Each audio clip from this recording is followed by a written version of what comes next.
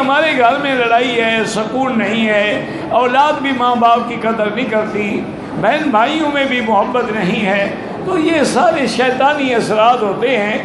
اس کے لیے کوشش کریں کہ گھر میں سورۃ البقرہ جو ہے وہ پڑھی جائے، اور اسی کو پانی پہ بھی دم کریں، وہ سارا پانی بھی وہیں سے پئیں، وہی پانی گھر میں بھی چھڑکیں، اللہ رحمت کریں گے۔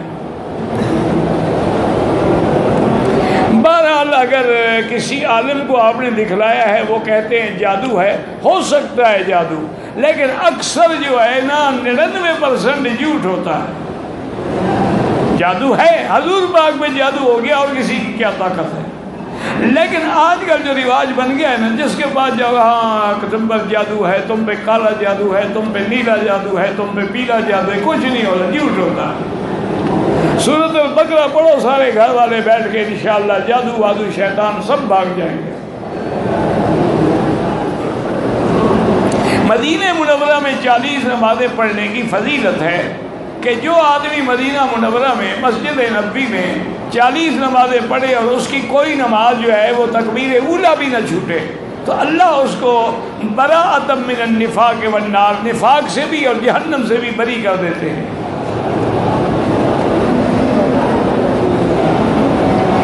باقی زیارت الگ چیز ہے اور نمازوں کی فضیلت الگ چیز ہے۔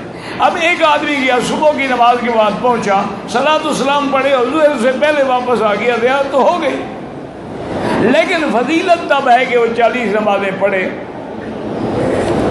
اور ویسے بھی علماء نے لکھا ہے، ان کے تجارب ہیں کہ 40 نمازوں پر جب پابندی ہو جائے گی تو انشاءاللہ وہ نمازی بن جائے گا۔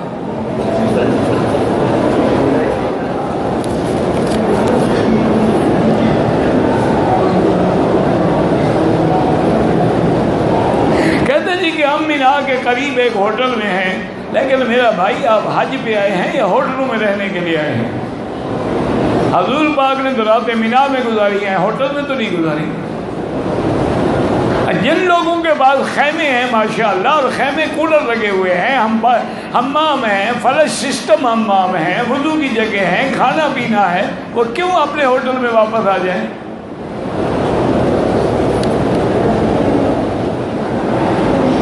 اگر ہم احرام کی چادریں رکھنے کے بعد میں ہمارے کفن میں کام آئیں، کوئی حرج نہیں، کوئی منع نہیں، لیکن ایک بات یاد رکھو، موت ایمان پہ آئے۔ اگر موت ایمان پہ نہ آئے، کسی ہندو کو جا کے کفن کی چادروں میں لپیٹ لو تو وہ نہیں بخشا جائے۔ اصل بخشش کا تعلق ہے کہ موت ایمان پہ آئے، پھر جو بھی چادریں ہوں انشاءاللہ وہ کافی ہے۔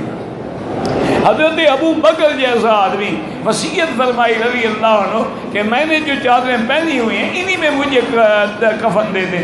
انہوں نے کہا حضرت آپ کے لیے نئی، فرمایا نئی چادروں کی ضرورت زندہ لوگوں کو ہوتی ہے، ہمیں کیا ضرورت ہے؟